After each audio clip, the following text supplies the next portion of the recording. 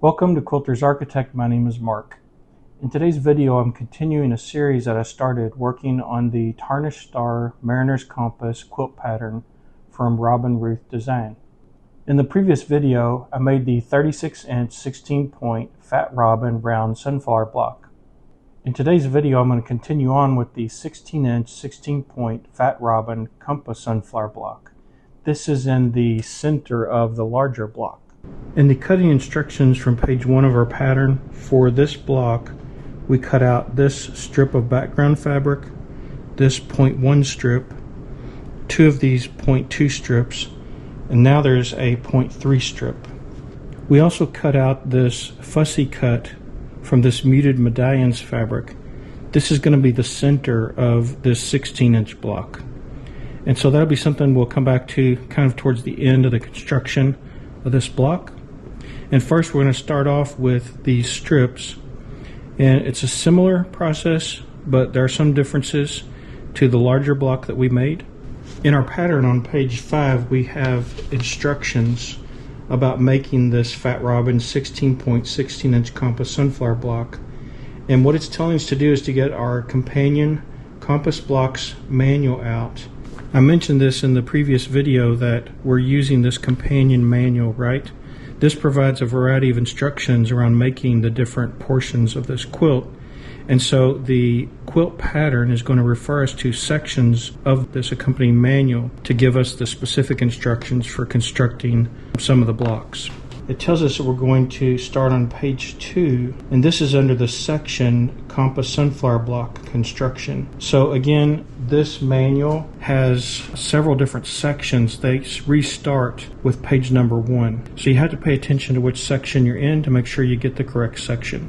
And so once we find that section in our manual on page 2, it's entitled Compass Sunflower Construction. And here what we're going to do is we're going to follow these steps. And it is a section where it does direct us to go to other portions of the manual to do some of the steps. The first step is to cut our fabrics, which we've already done cutting of the strips. And the next step is to follow the Mariner's Compass steps 3 through 8. So what that means is in this manual, we have to go back early in the manual, and this is starts on page 4, Compass Construction is what that's entitled.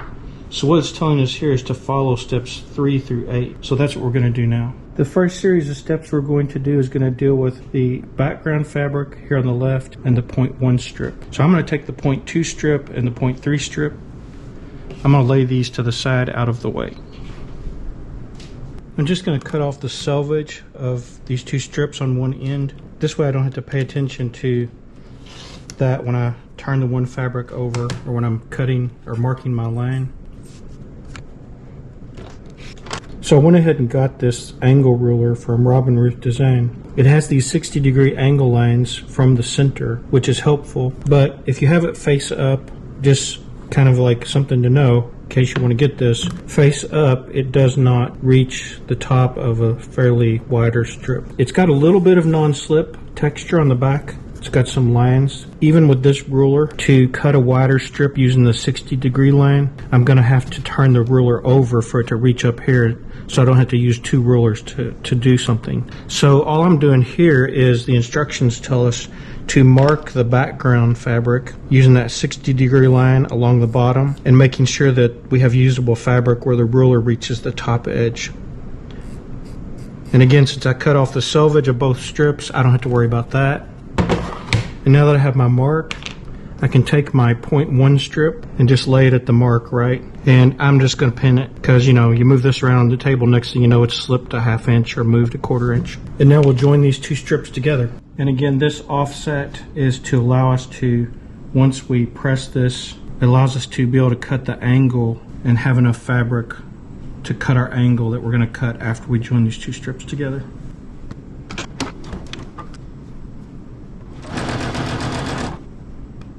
I'm just going to press this to the dark. For those of you who've been doing this a long time, no one needs to tell you, but you could lay this on here and press it and have it curved, right, or distorted. And although this isn't a perfect thing, we try to keep it as straight as we can to cut down on some of the distortion from the strip set. The other thing that the manual reminds us about is to do an accurate 1/4 inch seam. because the width of these units we're going to cut out of the strip set could be thrown off, and we might not have as accurate of a block.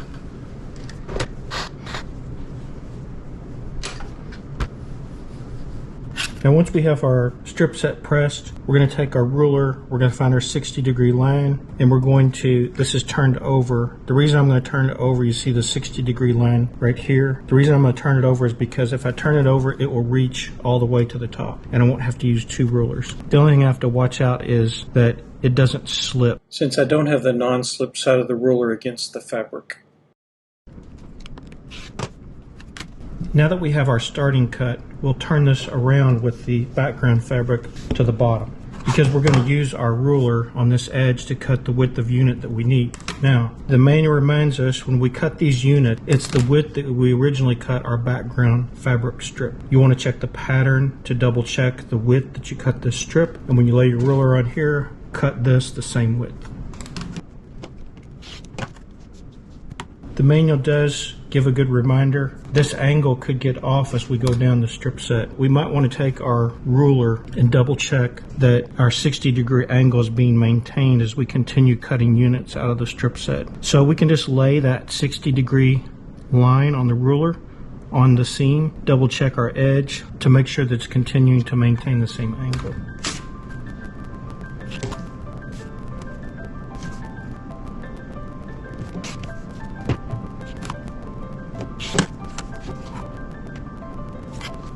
So when I checked it, the angle got off a little bit. So now I can just turn it back over with the background fabric up and recut my angle so that I have the correct angle.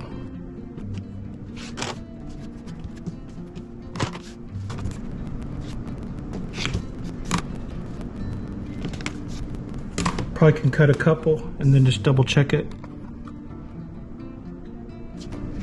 It's holding true.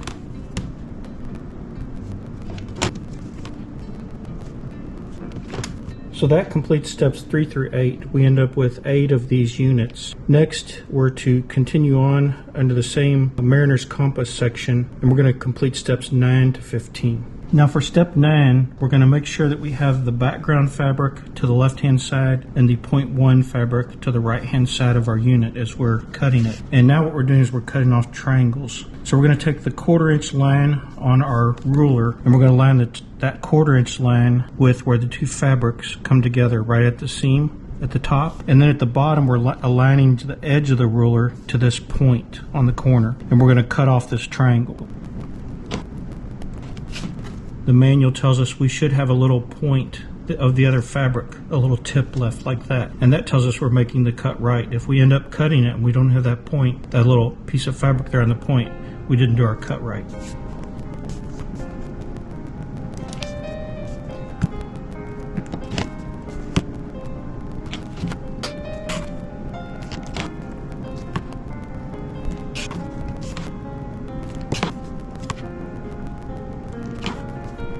Now we end up with our 8 triangles and 8 units to the right. Step 10 is to make the first cut on these units, and we'll have the background fabric to the left and then the 0.1 fabric to the right. Now we're going to be using, she's calling these kites on this ruler because they're kind of shaped like a kite. We're going to be using kite B. You could turn it around wrong and you could have kite A. We have to make sure we use the right one or we're not going to be making the right cuts. So what we're going to do is we're going to line up the solid line that has the size of our block on it, and you can see that these have circles with sizes. This is 16. We're going to line that solid line up with the seam right here, and then we're going to line this dashed line up with this edge of this 0.1 fabric, and we're going to make our first cut that way.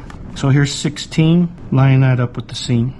Black lines against black fabric. Not the easiest thing to see. But once we get the ruler positioned correctly with the dash line here, and in this case we're making a 16-inch block, I have the 16-inch line lined up with the seam, we'll just make our first cut. And I'm going to go ahead and I'm going to cut all of them, the first cut.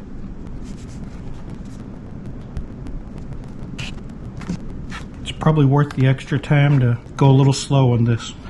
I think if the background fabric were anything other than black, it would be easy to line this up.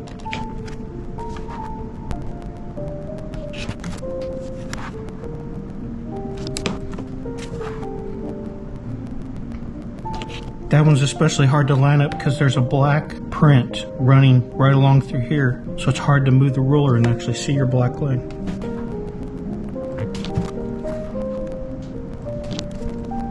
Now to make our second cut, we have to find the size of our block on this side of the ruler now. So we see 16" here, and want to make sure that we're looking at the 16" that on the line that's the correct one. You can notice how the sizes are on that side of the dash line. So it'd be this 16" line right here. So we're going to line that up with this top edge right here on this fabric. And then the solid line, the farthest most solid line right here, we're going to line up with the seam. And then the center solid line, we're going to line up with the tip, the point.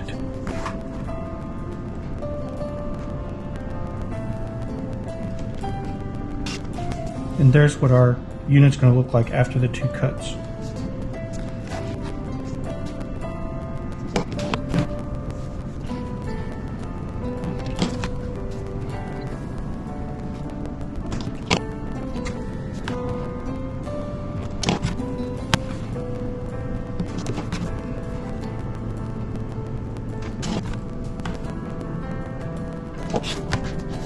So now we have our 8 units with the 2 cuts applied. Making that second cut is step 11. So the next thing that the instructions are telling us to do at step 12 is that we're going to take our triangle, we're going to lay it face up, and we can remove this little extra piece of fabric from where we cut our triangles off. And then we're going to take the unit that we have made the 2 cuts on, and notice the way we have it turned. We're going to turn it wrong side up. And now what we're going to do is we're going to stitch in the ditch type of alignment on the top side, so that once we join this and press the seam, the edge of the 2 fabrics will line up. What I noticed is when trying to do these seams, I find it's best to measure not from the point necessarily, like this, 1/4 inch, but actually 1/4 inch from the edge to where the 2 fabrics meet. That seems for me to give me the best results. You can also pin this if you like. It's a really small unit, right? But the pinning will keep it together while we move it around on the sewing table. And then the other thing about this seam, for this to come out correct when we press it, is the 1/4 inch seam needs to be accurate. So you can pin the bottom as well if you like so.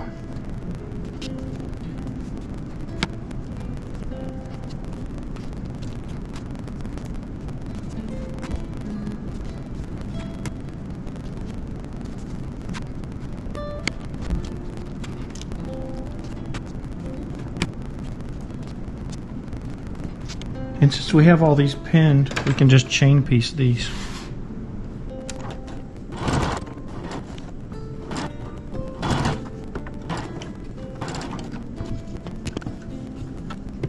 And then we'll press these with the triangle wing out.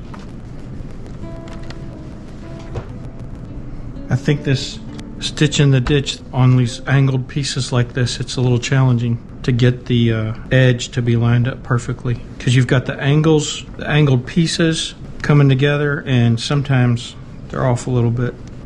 That one turned out good. The first one was off a little.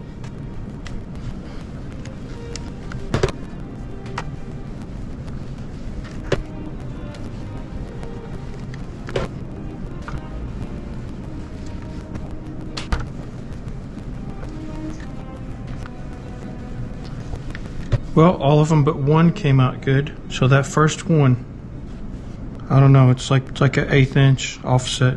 I guess I could fix that one so that they're all the same. I'm just going to press it back flat. Hard enough to see to use the seam ripper without it being curled over. Really hot.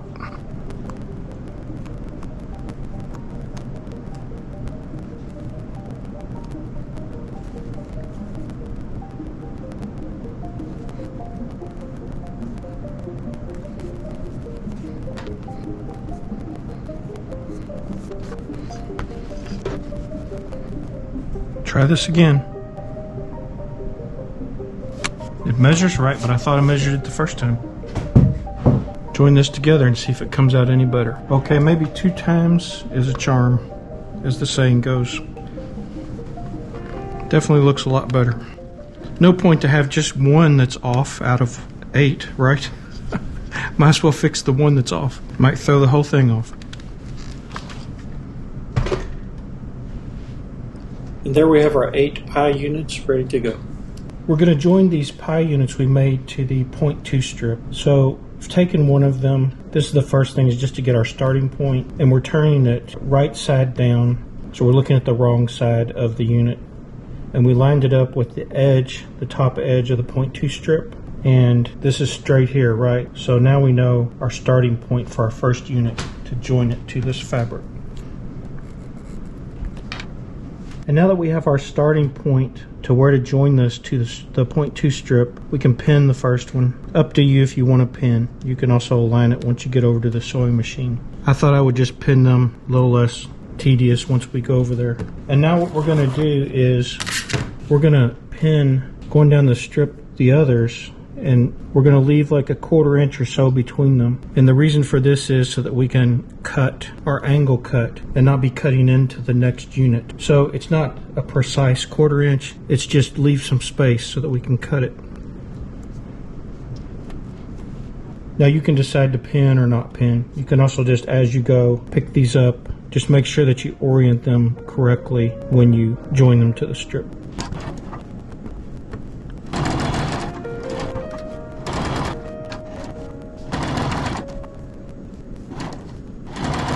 We'll press these with we'll have the pie facing out. Got our right side up of our 0.2 strip.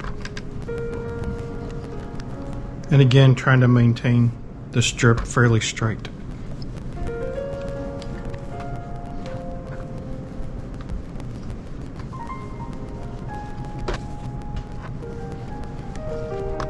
Now it's time to cut the units out of the strip. If you have this ruler, or if you have another ruler with a 60-degree angle, we're going to line that up here with this seam. And then we're going to cut here, but we want to make sure we're not cutting the pie. We're only cutting the 0.2 fabric, the strip itself.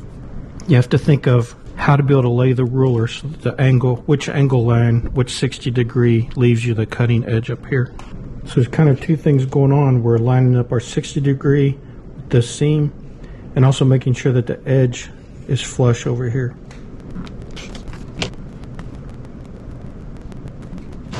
And so there's what our unit will look like after we cut them.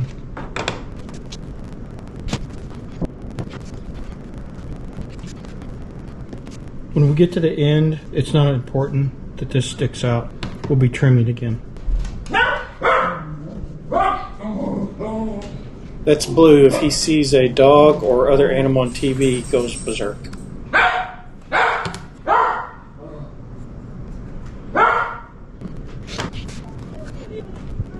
In the manual, we're still on page 10 under compass construction, and we're on step 21. And the first cut on this unit is we're using kite A, and we're going to find the solid line in this area with our block size, which is 16. So this line right here, we're going to line that up with this seam right here between the unit and 0.2. There's a dashed line here we're going to line up with the edge. So there's 16.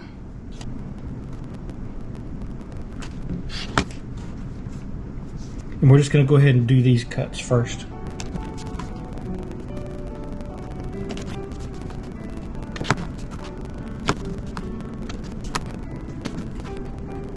Now what we're going to be doing is lining up the center line with this point, this solid line on the left of the A-kite with the seam, and then we have to find the size of our block on this side, on the right side, and it's 16. So we'll be lining up the dashed line at 16 with this edge. And with this cut made, that's what each unit should look like.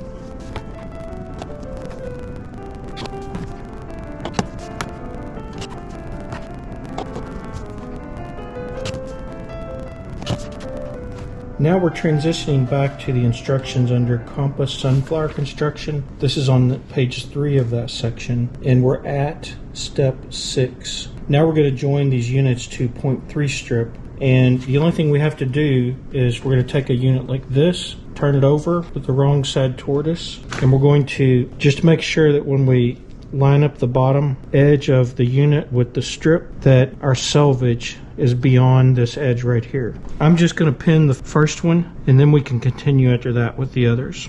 When we place the other units on the strip, we don't have to do anything but leave that 1/4 inch gap between them. That's for cutting, because when we come back and we cut an angled cut, we want to leave some space here so that we don't cut the other fabric after we press these open.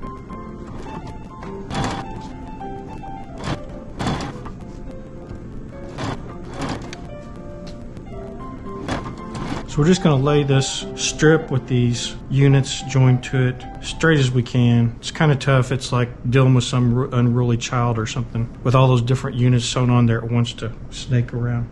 Just pressing these towards the unit away from the strip. And it's challenging, I would say, to not get into the next unit with the iron. That's one of the things I noticed when I've done the other one that was similar to this. Probably could leave a little more space on this because there's a lot of room left on this strip. Probably could have left like a 1/2 inch or more between each of these units, and then that wouldn't have been an issue. But it's okay.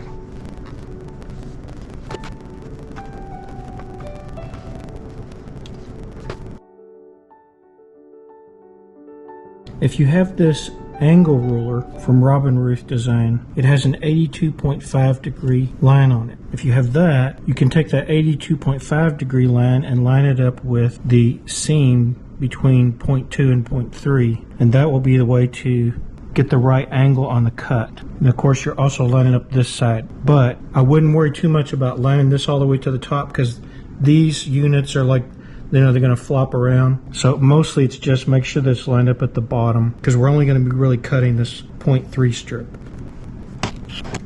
When we go to cut the next unit, remember we don't have a lot of space here, so we may have to be cautious about how far we cut. It's that, or you may need to turn that unit next to it out of the way. And again, I'm not worrying about this top lining up, because notice how these things can do this, right? So I'm not going to use that as the basis. I'm going to use this seam and that angle that they tell us to use in the manual. So here's what the unit looks like after we cut that out. I'll go ahead and cut the rest of them. Then we have another cut to do afterwards.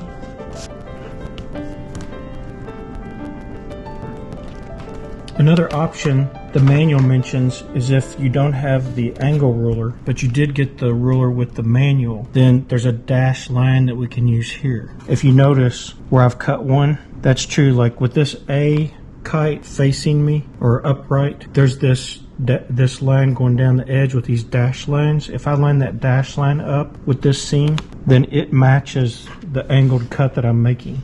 So this is another way. If you don't have a ruler with an 82.5 degree angle, you can use these dashed lines in this A kite to line up with this seam, and then you'll get the right angle on this edge.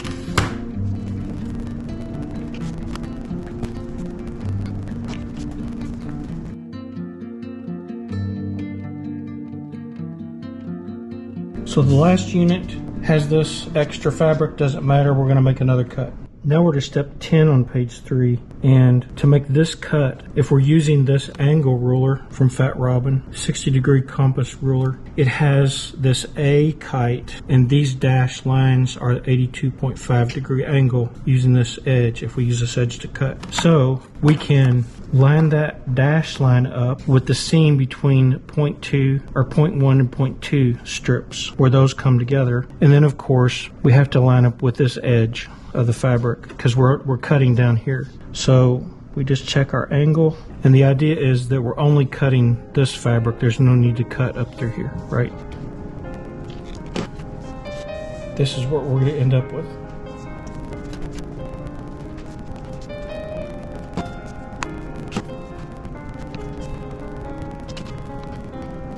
Also noticed, because this is a small amount of fabric at the end that's getting cut off, it's probably helpful. I didn't do it on the first few, but I should have done it, to hold your finger down here when you're doing the cut, because the fabric can tend to move.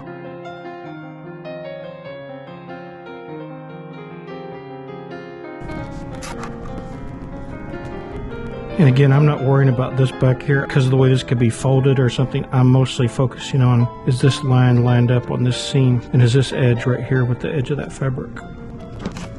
There we have our 8 units that we're going to be joined together to form this sunflower block. Here 2 of the units, we'll be joining these together. We're not worried about matching the ends, but rather we're going to be matching this seam right here. And so when we turn one unit over on the other one, we just want to look a 1/4 inch in from the edge and make sure at that point those 2 seams are lining up. That's our concern. Not at the very edge, but a 1/4 inch in. So you can see how once you turn it over, if you just line them up at the edge, it might not be lined up exactly a 1/4 inch in where our seam is going to be at. So that's what we need to do, is just turn it over, look about a 1/4 inch in, and get a pin in that. We can get a pin right at about a 1/4 inch. That's ideal. And then someone suggested, I've never done this, that you could pin from the bottom too, to give it more stability while everything's being done. I've never done that. I'll try it once and see how it goes. And then because of these odd shaped pieces, I'm gonna go ahead and put another pin up higher and one down at the bottom. And since the bottom has this point, we'll really have to watch that when we're sewing towards the bottom. It doesn't move around on us. Little small points tend to move around like that. I think in my case, the way I plan to finish the inside part of this in a circular way, I'm just gonna sew past this seam right here, 2 or 3 stitches, and do a back stitch.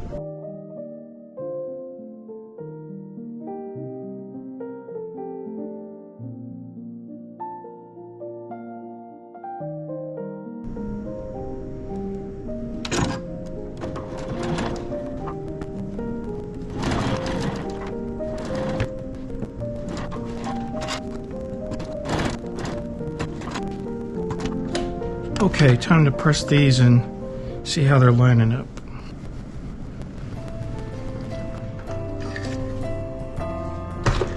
That one looks nice.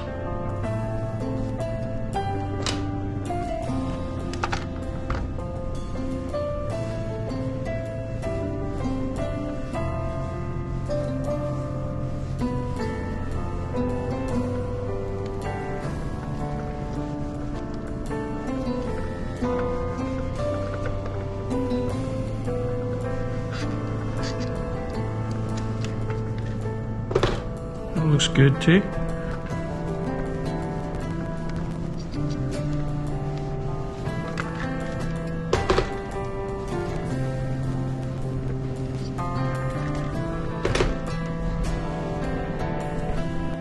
Of course, the units are a little larger now, but the lining up is the same, so we'll pin them and then join them together.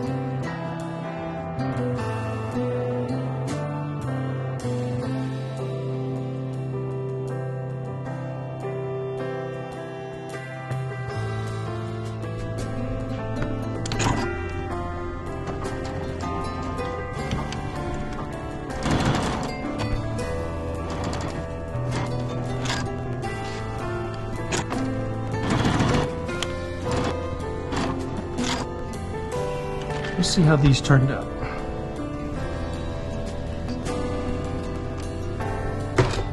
That one looks good.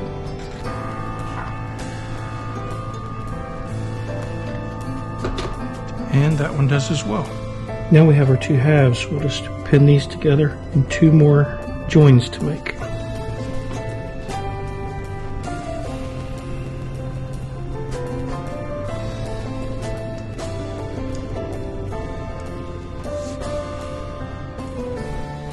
I thought I would press this before I tried to do that last seam.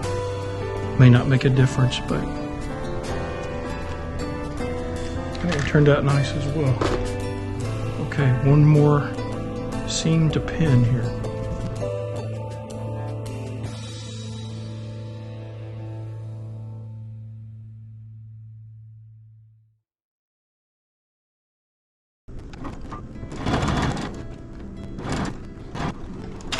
Okay, our last seam from these sunflower or compass blades to press.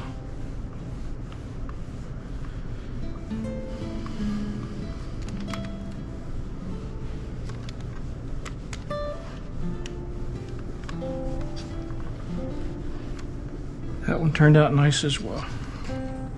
Have to get a better picture of this on the floor. So there's the 16-inch, 16-point Fat Robin compass sunflower. Of course, we still have to cut off the outside edge. And as we can see here, I've laid the center medallion on it. We also have to add this. This block is made of all of these pieces that have been cut on angles, so we're dealing with a lot of bias. So when I press this, I'm just going to take the iron and press it straight down, and then lift it up and press it down in another area, just trying to flatten it out a little bit. I need to cut the outer edge of this block. It's circular, so I'm going to take a piece of freezer paper, fold it in four, and trace the size I'm targeting, and then I'll cut that out. And then I'll use this freezer paper as a template on my fabric so I can cut a nice clean circle out.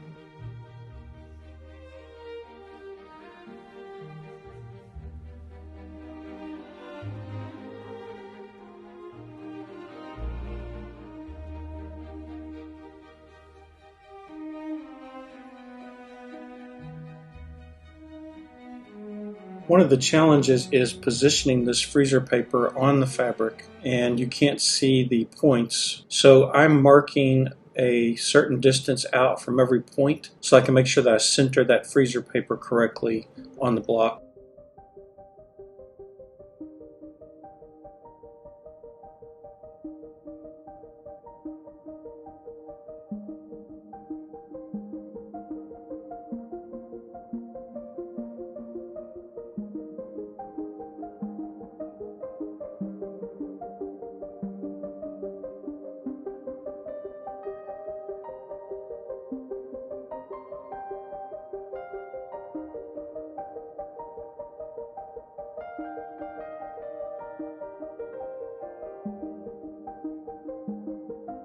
Now I just need to trim off this edge.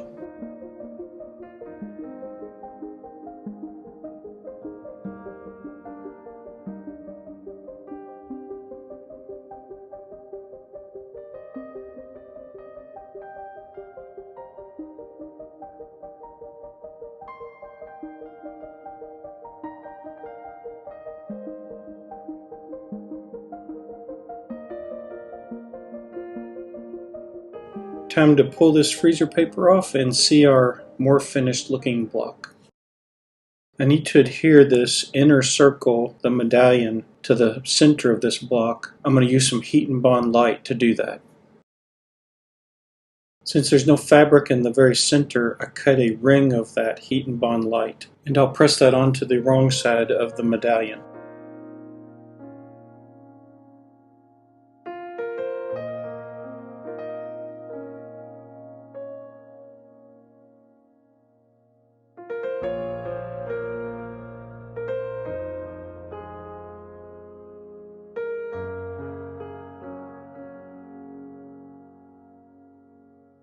I don't have much experience with applique. Sherry explained to me I could use a zigzag stitch that's a little wider and with a very tight zigzag. And this would make a real nice finished stitch on the edge of this medallion to the block. I did some practicing with some scrap fabric trying to do this stitch around a circle, and I discovered that I have a visual limitation that would make this very difficult for me, and that is that I had RK surgery about 20 years ago, and my up-close vision has had challenges ever since. And the reason is I've had some scarring on my surface of my eye, but I also have some type of a genetic defect on the optic nerves of my eyes. And so with the scleral contact lens I have to wear after that RK surgery, I cannot really with any reading glasses see up close super good. I can see up close, but this requires seeing the moving needle and watching the edge of that moving needle and lining one edge of that moving needle up just a little bit over the edge of the fabric. And it's just something I cannot do. I tried to do it and I cannot get a smooth stitch because I can't see it good enough. And so that's why I enlisted Sherry's help to do this. Hopefully, if you're attempting this, you have better vision than me and you don't have a challenge like that. And you can look right at the needle that's moving from side to side with that wider stitch and be able to see it to do an accurate curved stitch like that.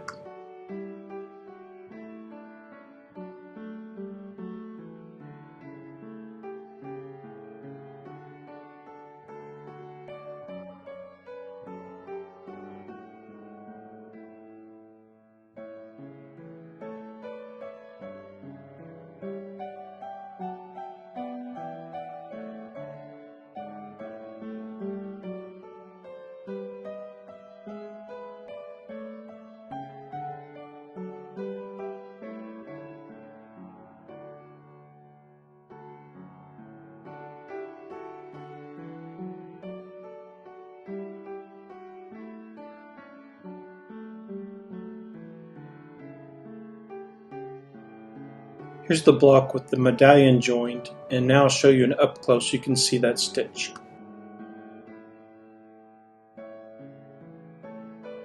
Before appliquing the 16-inch block to the center of the 36-inch block, I wanted to get this center edge stabilized and kind of folded over, so we pinned it, folded it over, and we thought we could do like a basting stitch once we got this pressed so that we had a nice edge to use for appliquing that smaller block to the larger block. Here's what that looks like after the pressing was done, where I had it pinned for that basting stitch.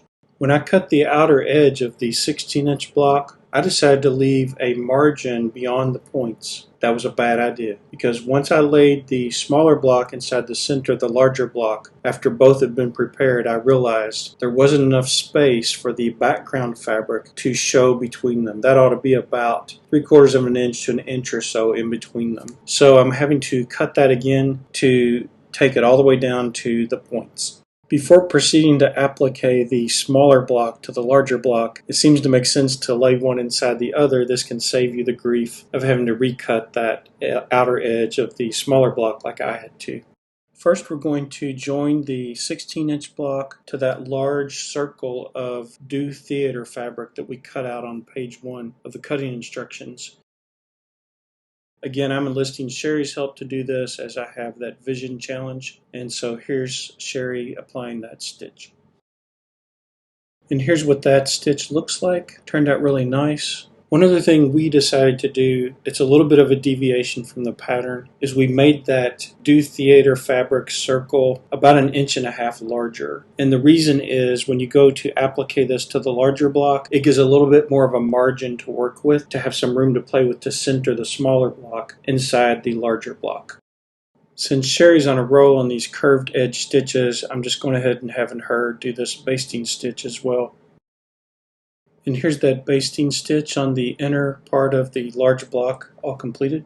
Here we have the inner block pinned to the larger block, and Sherry explained to me that when doing applique, as well as preparing to do a curved edge stitch like this, there's a little bit of an art to the pinning itself. So I'm discovering on this project that my skills at pinning need some work. I need to advance a little bit on that, so she assisted me with the pinning to make this work out really well for doing this stitch. Her approach was to start at the top and bottom and right and left sides pinning, and then the center of each of those sections pin again, and then work your way to the center of each of those smaller sections and gradually work out the fabric so that it matches up well for this stitch. So here's a closer look at that pinning she did. If you take on this project, I would love to hear your comments to find out if when you put your smaller block inside the larger block, if it looked like perfect circles or if you had a little bit of misshapenness to your circles. I think that's a really challenging thing with these complex blocks, and also fabric not being a perfect material, right? It has some variations and give to it, getting those circles to come out perfect.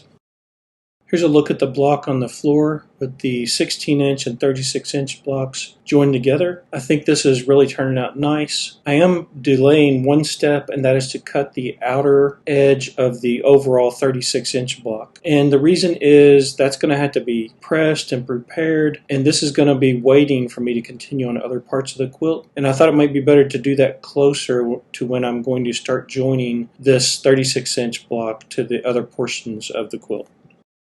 I hope you're enjoying this series on the Tarnished Star Mariner's Compass quilt, and in the next video I plan on continuing with the half compass blocks, and I think there are 8 of those. So please join me for that video, and please leave any comments you'd like to share, as well as give me a thumbs up if you enjoyed the video. And in the meantime, I'm wishing you happy sewing and beautiful finishes.